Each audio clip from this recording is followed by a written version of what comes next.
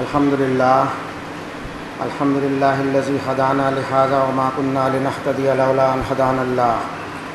الحمد للہ الذی انزل علی عبدہ الکتاب ولم یجعل لہ عوجا. الحمد للہ نحمدہ ونستعینہ ونستغفرہ ونؤمن بہ ونتوکل علیہ ونعوذ باللہ من شرور انفسنا ومن سیئات اعمالنا. من یہدہ اللہ فلا مضل لہ ومن یضللہ فلا ہادی لہ. ونشہد ان لا الہ الا اللہ وحدہ لا شریک لہ هو الاول والآخر والظاہر والباطن وهو بكل شیء علیم. وهو الذی احیاکم ثم یمیتکم ثم یحییکم وهو اللہ لا الہ الا هو لہ الحمد فی الاولی والآخرہ وَلَهُ الْحُكْمُ وَإِلَيْهِ تُرْجَعُونَ. ونشهد أن سيدنا ونبينا محمدا عبده ورسوله أرسله كافة للناس بالحق بشيرا ونذيرا وداعيا إلى الله بإذنه وسراجا منيرا. تمام تعریف اور حمد اس اللہ کے لیے جو رب ہے تمام عالمین کا. ایک اکیلا واحد القہار ہے، وہی اول ہے، وہی آخر ہے، وہی ظاہر ہے، وہی باطن ہے. وہ ہمیشہ ہمیشہ قائم و دائم ہے. آکاش کا بھی رب وہی ہے، زمین کا بھی رب وہی ہے، اور ان کے درمیان موجود اور غائب ہر مخلوق کا رب بھی وہی اللہ وحدہ لا شریک ہے. وہ الرحمن الرحیم ہے، وہی مالک الملک ہے، وہی قادر مطلق ہے، وہی ہر جگہ حاضر و ناظر ہے، ہر شے پر محیط، وہی عالم الغیب والشہادہ ہے. وہ جسے چاہے عزت دے، وہ جسے چاہے ذلیل کر کے رکھ دے. ہر لمحے کا وہ گواہ، ہر جذبے کا وہ جاننے والا. اس کا کوئی والد نہیں، اس کی کوئی اولاد نہیں، اس کی کوئی صاحبہ نہیں، اس کے جیسا کوئی نہیں. لیس کمثلہ شیء، اس کی مثال کسی شے سے دی ہی نہیں جا سکتی. وہ اپنی ذات میں تنہا، وہ اپنی صفات میں تنہا، وہ اپنے کمال میں تنہا، وہ اپنے اختیار میں واحد اور اکیلا. وہ اپنی ہر شے میں یکتا. اس کا احاطہ تمام ویژنز اور بصارت مل کر بھی نہیں کر سکتی. اس نے ہر شے کو اپنے احاطے میں، اپنے گھیرے میں لے کے رکھا ہے. لا تدرکہ الابصار وہو یدرک الابصار وہو اللطیف الخبیر. تمام بصارت مل کر بھی اس کا ادراک نہیں کر سکتی، اور اس کے ادراک میں تمام بصارت ہیں، اور انتہائی باریک سے باریک چیزوں کی بھی اسے خبر ہوتی ہے. وہ بے کنارہ ہے، وہ لامحدود ہے، وہ ہر مخلوق کا واحد خالق ہے، واحد مالک ہے اور واحد رزاق ہے. ہر مخلوق کی ضرورتوں کو اس کے وقت پر پورا کرنے والا. ہر شے اسی کی ملکیت میں ہے، اسی کی بادشاہت میں ہے، اسی کی فرمانبردار ہے، اسی کی تابع ہے، اسی کی سوالی ہے، اسی کی محتاج ہے. وہ خالق ہے، باقی ہر شے مخلوق ہے. وہ الغنی ہے، باقی ہر کوئی فقیر ہے اور اس کا محتاج ہے. وہ ہر مخلوق سے انتہائی قریب ہے، اور ہر مخلوق کی ڈیو کیئر وہی لیتا ہے. ان ساری چیزوں کا ہم اپنے دل سے اقرار کرتے ہیں اور گواہی دیتے ہیں کہ وہ ایک اکیلا اللہ وحدہ لا شریک ہے. ساتھ ہی ساتھ یہ بھی گواہی دیتے ہیں کہ محمد ابن عبداللہ صلی اللہ علیہ وسلم اس کے بندے اور رسول ہیں، جن کے مبارک قلب پر اس کتاب ہدایت قرآن مبین کا نزول کیا گیا، جس میں انسانوں کی دنیا اور آخرت دونوں کی کامیابی کا فارمولہ فراہم کر دیا گیا. ضرورت ہے اس کتاب سے شعور وابستگی پیدا کرنے کی، اپنے عمل میں اسے لانے کی، اپنے شب و روز سے اسے منعکس کرنے کی. رب تعالیٰ سورہ مائدہ میں فرماتے ہیں کہ قد جاءکم من اللہ نور و کتاب مبین. آئیے آج کے جمعے کے خطبے میں اللہ کی اسی کتاب سے ہدایت تلاش کرتے ہوئے دیکھیں کہ رب تعالیٰ نے موت کے تعلق سے کیا کیا بیان کیا ہے. وہ موت جو ہر کسی کو آنی ہے، کوئی بھی اس سے بچ نہیں سکتا. کل نفس ذائقۃ الموت، ہر جاندار کو موت چکھنا ہی ہے. اگر کسی کو موت نہیں، فنا نہیں، تو وہ صرف اور صرف ہمارا رب ہے جو باقی رہنے والا ہے. اس کے علاوہ تمام مخلوق کو موت کے پروسیس سے گزرنا ہی ہے. کل من علیہا فان ویبقی وجہ ربک ذو الجلال والاکرام. سورہ رحمان کی اس آیت میں رب تعالیٰ نے فرمایا کہ اس کائنات کی ہر شے فنا ہونے والی ہے، اور اگر کچھ باقی رہے گا تو وہ صرف تیرے رب کی ذات ہے. جب رب تعالیٰ نے یہ فرمایا کہ ہر چیز کو فنا ہونا ہے، ہر جان کو موت آنی ہے، تو ہم اس سے کیوں بھاگنا چاہتے ہیں؟ جبکہ ہمیں یہ اچھی طرح پتہ ہے کہ ہم اس سے بھاگ نہیں سکتے۔ موت تو ہمارے رب سے ملاقات کا ایک ذریعہ ہے۔ ہر انسان کی یہ تمنا رہتی ہے کہ اسے موت کے بعد جنت میں داخلہ ملے، لیکن وہ مرنا نہیں چاہتا۔ بغیر مرے کسی کو جنت بھی حاصل نہیں ہو سکتی۔ اب آج ہی سے ہم اپنے آنے والے کل کی تیاری کو شروع کر دیں۔ فرمایا کہ یا ایھا الذین آمنوا اتقوا اللہ ولتنظر نفس ما قدمت لغد واتقوا اللہ ان اللہ خبیر بما تعملون۔ اے لوگوں جو ایمان کا دعویٰ کرتے ہو، تقوی اختیار کرو اپنے رب کا، اپنے رب سے ڈر ڈر کر جیو، اپنے رب کی موجودگی کے احساس کو اپنے ذہن میں ہمیشہ تازہ رکھو، اور ہر نفس کو اپنے مستقبل، اپنے فیوچر، اپنے آنے والے کل کی فکر ہونی چاہیے کہ اس نے اپنا فیوچر کیسے سیکیور کیا ہے، اپنی آخرت کا کیا انتظام کیا ہے۔ تمہاری آخرت کا انتظام بنائے گا تمہارا تقوی، کہ اپنے رب سے ڈر ڈر کر تم اپنے آپ کو منمانی کرنے سے کتنا روکتے تھے۔ یاد رکھنا اللہ تمہارے ہر عمل کی سے ایور واچفل ہے اور خبر بھی رکھتا۔ موت تو اپنے رب سے ملنے کا ایک ذریعہ ہے۔ موت آئے گی تبھی تو ہم اپنے رب سے مل سکتے ہیں۔ ہمیں ہر وقت ڈرتے رہنا چاہیے کہ ہماری بخشش ہوگی یا نہیں۔ ہمیں کبھی بھی موت سے غمگین نہیں ہونا چاہیے۔ جیسا کہ میں نے اس سے پہلے کہا کہ ہر انسان کی تمنا جنت میں جانے کی ہے، لیکن مرنا کوئی نہیں چاہتا۔ اگر موت ہی نہ آئے گی تو جنت کیسے ملے گی؟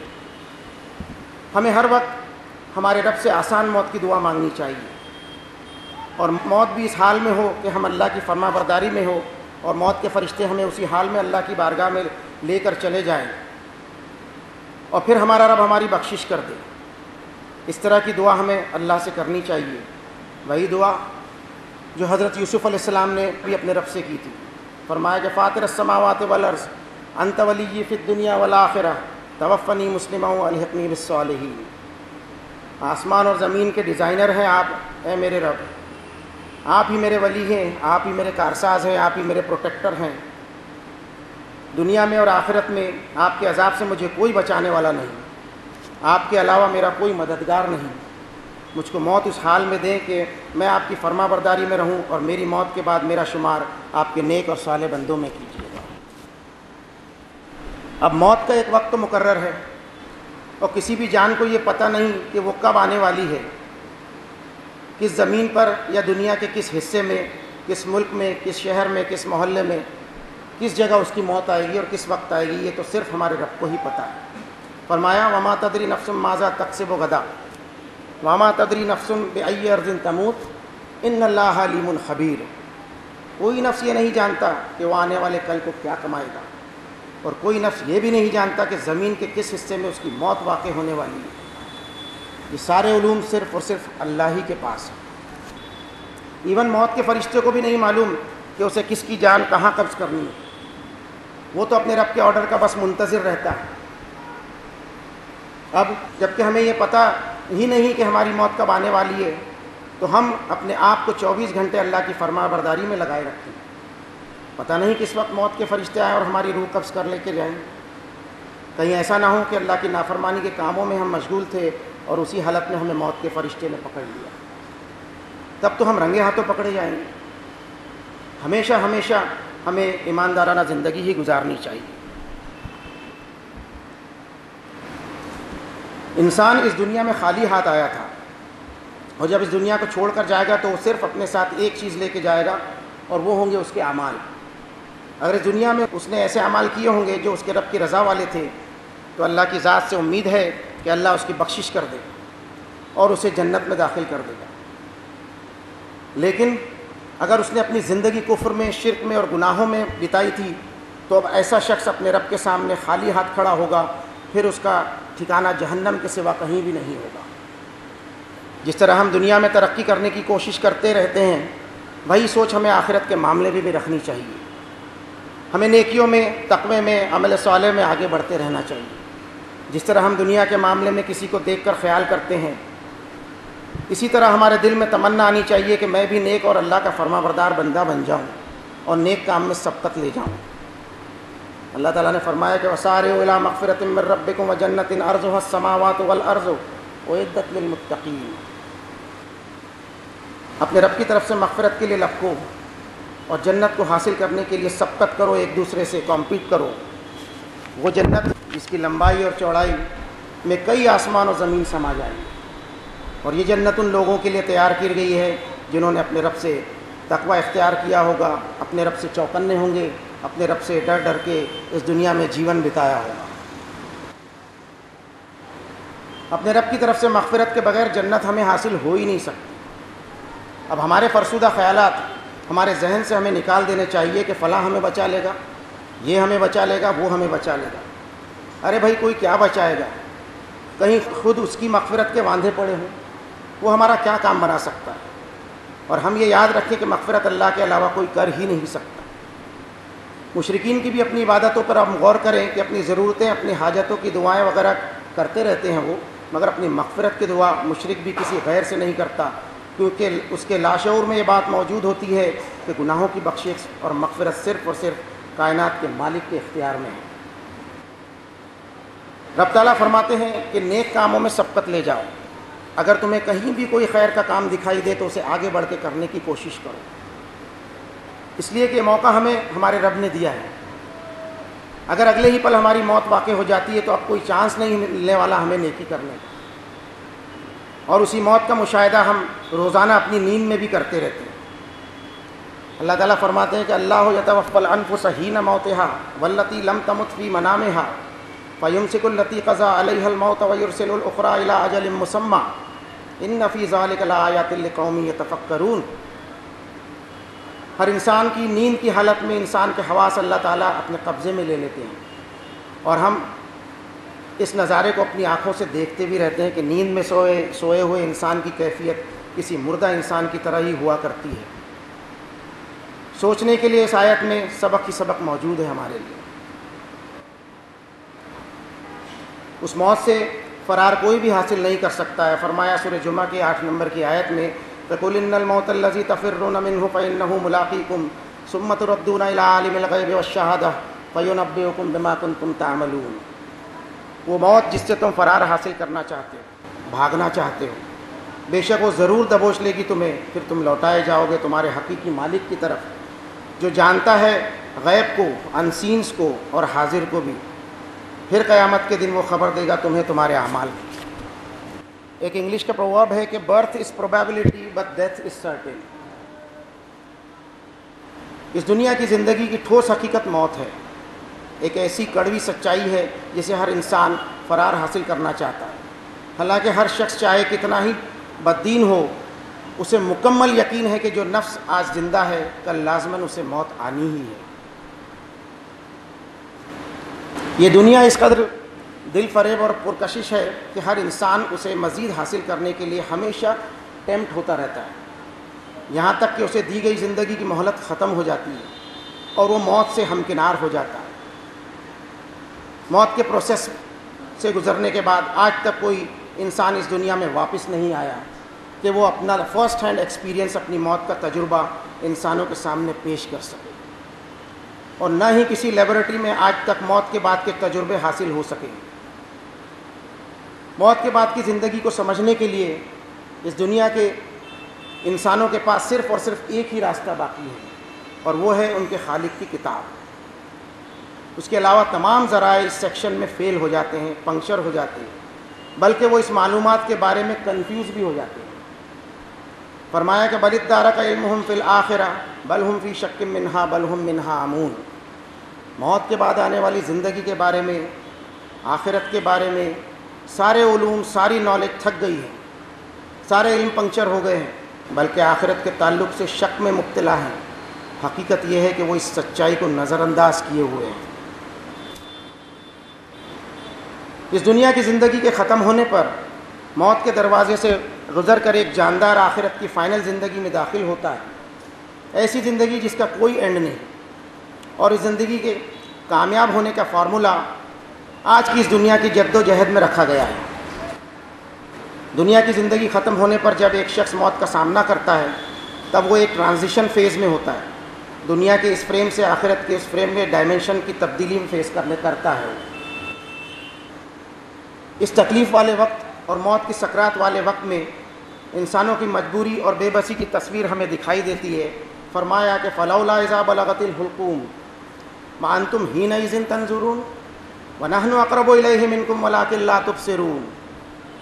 پھر اگر تم یہ سوچتے ہو کہ تم پر کسی کا بس نہیں چلتا تو تم کیوں نہیں لوٹا لیتے روح کو جسم میں؟ جب جان تمہاری حلق تک پہنچ جاتی ہے اور تم وہیں اس کے آس پاس کھڑے رہتے ہو، یہ سب اپنی آنکھوں سے دیکھتے رہتے ہو، جبکہ بے شک تمہاری یہ نسبت ہم اس مرنے والے کے زیادہ قریب ہوتے ہیں، لیکن تم ہمیں دیکھ بھی نہیں سکتے۔ انسانی جسم میڈیکل ڈیتھ حاصل کرنے کے بعد تمام باڈیز میں سب سے زیادہ بیڈ اسمیل اور بدبو پیدا کرنے والی چیز ہے، اس لیے اسے جلد سے جلد سپرد خاک کر دیا جاتا ہے۔ انسان کی روح اس کے خالق کے پاس واپس لوٹا دی جاتی ہے، اور اس روح کی پیکنگ، اس کا جسم چاہے دفنا دیا گیا ہو، جلا دیا گیا ہو یا سمندر میں ڈبا دیا گیا ہو، اسے اس زمین میں، اس دھرتی میں ہی مل جانا ہے۔ فرمایا سورۃ طٰہٰ میں کہ منہا خلقناکم وفیہا نعیدکم ومنہا نخرجکم تارۃ اخریٰ۔ اے انسانوں، اس زمین سے ہم نے تمہیں پیدا کیا، موت دے کر اسی زمین کی مٹی میں تمہیں ہم ملا دیں گے، پھر ہماری قدرت سے ہم تمہیں اسی زمین سے نکال کر پھر زندہ کریں گے اور پوچھیں گے کہ اس دنیا میں تم اپنی زندگی تم نے کیسے گزاری تھی۔ سنریہم آیاتنا فی الآفاق وفی انفسہم حتی یتبین لہم انہ الحق اولم یکف بربک انہ علی کل شیء شہید۔ ہم ہماری نشانیاں آفاق میں، ہورائزنز میں اور خود انسانوں کے اپنے جسم میں بھی لقادار دکھاتے رہتے ہیں۔ انسان، کیا اب بھی تجھے کافی نہیں ہے سمجھنے کے لیے کہ تیرا رب ہر جگہ موجود ہے؟ انسان اپنی کمزوریوں پر، اپنی شارٹ کمنگ پر اور اپنی بے بسی پر غور کرے کہ وہ اپنے مردہ جسم کو سڑنے سے بچا نہیں سکتا۔ اب اسفل سافلین کی حالت سے بچنے کے لیے اسے کیا کرنا ہوگا؟ اپنی روح اور اپنے جسم کو آخرت کی زندگی کے لیے کس طرح تیار کرنا ہوگا؟ اس دنیا کی زندگی میں فراہم کیے گئے پل پل کو استعمال کرتے ہوئے ایسی تربیت حاصل کرنی ہوگی جو ہمارے خالق نے، ہمارے مالک نے اپنی آخری کتاب قرآن مجید میں ہمیں فراہم کر دی ہے۔ ہم اللہ سے دعا کریں کہ اللہ ہمیں آسان سے آسان موت عطا فرمائے، اور موت کے فرشتے ہمیں لینے کے لیے آئیں تو ہم اللہ کی فرما برداری کی حالت میں رہیں، اور موت کے فرشتے اسی حال میں ہمیں ہمارے رب کی بارگاہ میں لے کر چلے جائیں۔ رب تعالیٰ ہماری مغفرت کر دے، اور ایک انسان کے لیے یہی سب سے بڑی کامیابی ہے۔ بارک اللہ لنا ولکم فی القرآن العظیم ونفعنا وإیاکم بالآیات والذکر الحکیم، انہ تعالی کریم ملک بر رؤوف الرحیم فاستغفروہ انہ هو الغفور الرحیم۔